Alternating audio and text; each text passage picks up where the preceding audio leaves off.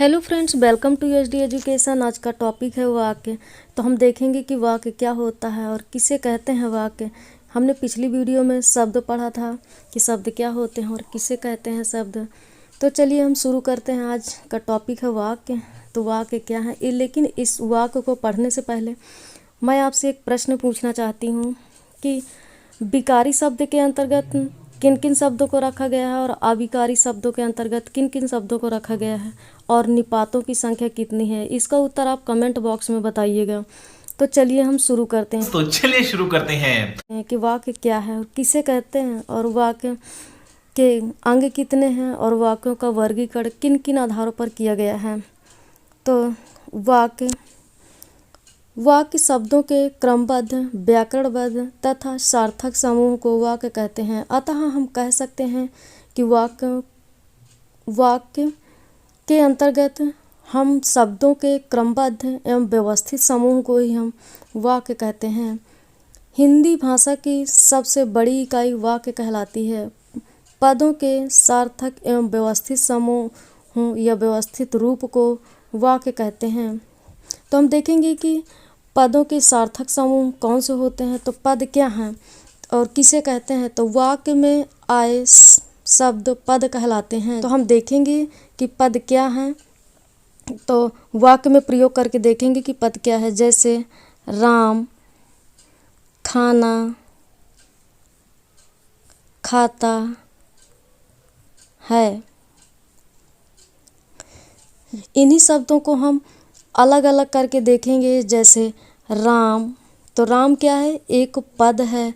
खाना एक पद है और खाता है एक पद। लेकिन जब हम इन्हीं सब को मिलाकर एक वाक्य में प्रयोग करते हैं तो ये पद वाक्य कहलाते हैं। और अलग अलग शब्दों में इनको रखना, जैसे राम, तो ये पद कहलाते हैं। इसीलिए इन सभी को मिलाकर एक वाक्य बनाया जाता है और ये सब वाक्य कहलाते हैं।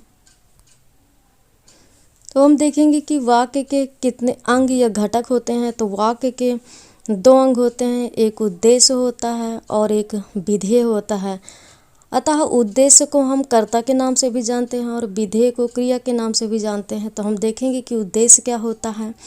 वाक्य में प्रयोग करते समय कौन उद्देश्य होगा और कौन विधेय होगा। तो हम देखते हैं उद्देश्य, जिसके विषय में कुछ कहा जाता है उद्देश्य कहलाते हैं। अर्थात जैसे राम, मोहन, सोहन, ये सब उद्देश्य हैं। अतः हम जिसके बारे में या जिसके विषय में कुछ कहा जाता है वे शब्द उद्देश्य कहलाते हैं।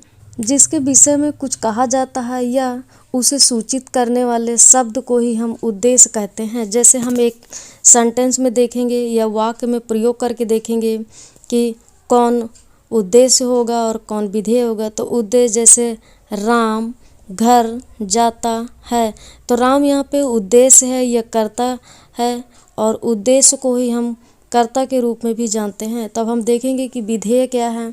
तो विधेय उद्देश्य के विषय में जो कुछ कहा जाए या बताया जाए उसे विधेय कहते हैं।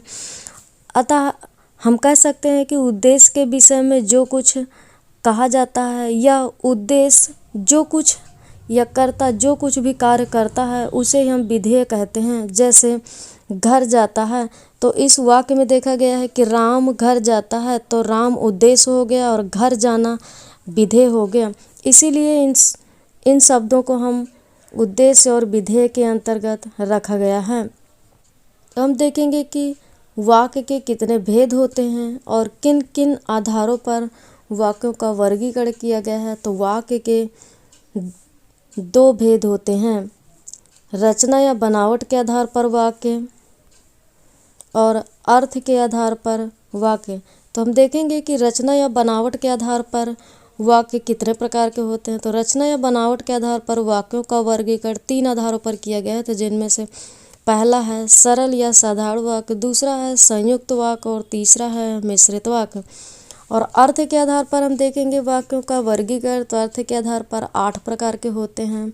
पहला है विधानार्थक वाक्य, दूसरा है निषेधार्थक वाक्य, तीसरा है आज्ञार्थक वाक्य, चौथा है प्रश्नार्थक वाक्य और पांचवा है इच्छार्थक वाक्य और छठा है संदेहार्थक वाक्य, और सातवां है संकेतार्थक वाक्य, और आठवां है विस्मयबोधक वाक्य। तो हम देखेंगे कि रचना या बनावट के आधार पर वाक्यों का वर्गीकरण, तो हम इसको विस्तार से देखेंगे कि रचना या बनावट के आधार पर वर्गीकरण क्या होता है और किसे कहते हैं। तो रचना के आधार पर वाक्यों का वर्गीकरण 3 आधार पर किया गया था। तो हम देखेंगे तो वाक्य में प्रयोग किए गए शब्दों के आधार पर, शब्दों की संख्या के आधार पर तथा शब्द समूह के आकार के आधार पर निर्धारित किए गए वाक्य रचना के आधार पर माने जाते हैं, और ये वाक्य रचना के आधार पर वर्गीकरण किया गया है। तो हम पहला देखेंगे सरल वाक्य क्या है, किसे कहते हैं सरल वाक्य। सरल वाक्य को ही हम दूसरे नाम से भी जानते हैं, जिनका नाम है साधारण वाक्य, और अन्य नाम से भी जानते हैं विधि सूचक या विधान सूचक वाक्य के नाम से भी जानते हैं। तो हम देखेंगे जिस वाक्य में एक उद्देश्य और एक विधेय होता है उसे ही हम सरल या साधारण वाक्य के नाम से जानते हैं। तो हम देखेंगे कि एक उद्देश्य और एक विधेय क्या होता है। तो जैसे किसी भी वाक्य में प्रयोग करते समय एक कर्ता और एक क्रिया का प्रयोग किया जाता है तो हम उसे साधारण वाक्य कहते हैं। जैसे राधिका पुस्तक पढ़ती है, तो राधिका यहाँ पे उद्देश्य है, राधिका उद्देश्य है और पुस्तक पढ़ना विधेय है। दूसरा वाक्य है बच्चे खेल रहे हैं, तो बच्चे यहाँ पे उद्देश्य है और खेल रहे हैं यहाँ पे विधेय है। तो इसमें देखा गया कि राधिका में एक उद्देश्य है और पढ़ना यानी एक क्रिया का प्रयोग हुआ है, इसीलिए यह एक उद्देश्य और एक विधेय का प्रयोग हुआ है, इसीलिए इसे साधारण वाक्य या सरल वाक्य के नाम से जानते हैं। और इसी तरह दूसरे वाक्य में देखा गया है, या दूसरे उदाहरण में देखा गया कि बच्चे खेल रहे हैं, तो बच्चे में भी एक उद्देश्य है और खेल रहे हैं में एक विधेय है, इसीलिए इसको भी साधारण वाक्य के अंतर्गत रखा गया है। अब हम एक और एग्जाम्पल लेंगे, जैसे मोहन खाना बनाता है, तो यहाँ पे मोहन भी एक उद्देश्य है और खाना बनाना एक विधेय है, इसीलिए इनको एक उद्देश्य और एक विधेय के अंतर्गत रखा गया है, और इसीलिए इन वाक्यों को हम सरल वाक्य के नाम से जानते हैं। दूसरा देखेंगे संयुक्त वाक्य क्या होता है और किसे कहते हैं, और संयुक्त वाक्य के अंतर्गत कौन कौन से वर्णों को रखा गया है या वाक्यों को रखा गया है। तो संयुक्त वाक्य ऐसे वाक्यों को कहलाते हैं जो दो या दो से अधिक साधारण वाक्य जब समुच्चय बोधक शब्दों से जुड़े जाते हैं उन्हें हम संयुक्त वाक्य कहलाते हैं। अर्थात जिसमें दो साधारण वाक्य जिसमें दो कर्ता हों। संयुक्त वाक्य के अंतर्गत हम देखेंगे कि संयुक्त वाक्य जब दो या दो से अधिक सरल वाक्यों को एक समुच्चय बोधक शब्दों के साथ जोड़ा जाता है तो वे शब्द संयुक्त वाक्य कहलाते हैं। जैसे बरसात हो रही थी और धूप निकली थी, तो धूप तो और यहाँ पे जो है एक समुच्चय बोधक शब्द है जो दो शब्दों को जोड़ने का कार्य कर रहा है, इसीलिए इस वाक्य को हम संयुक्त वाक्य के अंतर्गत रखेंगे। दूसरा है हम कार्य तो करना चाहते हैं किंतु उसे भली भांति कर नहीं पाते हैं, तो यहाँ पे किंतु एक समुच्चय बोधक शब्द है जो दो या दो से अधिक शब्दों को जोड़ने का कार्य कर रहा है। तो यहाँ पे हमने देखा कि दो वाक्यों को जोड़ने का कार्य कर रहा है, इसीलिए इसे संयुक्त वाक्य के अंतर्गत रखा गया है। तो अब हम देखें कि मैंने तुम्हारी काफ़ी प्रतीक्षा की पर तुम नहीं आए, तो यहाँ पे जो पर है वो दो वाक्य को जोड़ने का कार्य कर रहा है, इसीलिए इसको संयुक्त वाक्य के अंतर्गत रखा गया है। जैसे हम ट्रिक के माध्यम से देखेंगे कि और, किंतु, परंतु, इसलिए, या, पर आदि शब्दों को संयुक्त वाक्य के अंतर्गत रखा गया है। जो दो वाक्यों को जोड़ने का कार्य करता है वही संयुक्त वाक्य कहलाता है। तो हम नेक्स्ट देखेंगे कि मिश्र वाक्य क्या हैं और किसे कहते हैं मिश्र वाक्य। तो ऐसे वाक्य जिनमें एक कथन एक परिणाम होता है और एक वाक्य या एक उपवाक्य होता है। ऐसे वाक्यों को हम मिश्र वाक्य कहते हैं।